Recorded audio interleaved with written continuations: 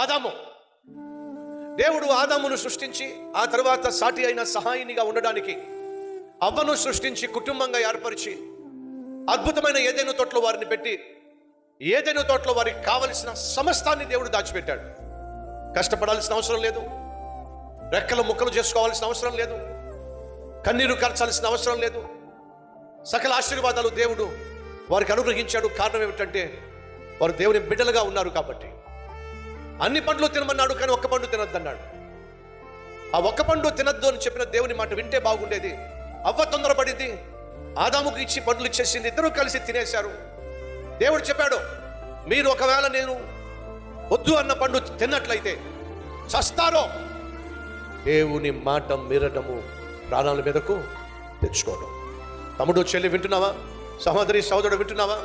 దేవుడు నీ జీవితంలో ఏదైతే వద్దో, అది చెయ్యొద్దో, అది చూడొద్దో, అక్కడికి వెళ్ళొద్దో, ఆ వ్యక్తితో సంబంధం పెట్టుకోవద్దో, ఏదైతే నువ్వు చేస్తున్నావో అది చూసిన దేవుడు వద్దు అని చెప్పినప్పుడు మానేయడం మంచిది.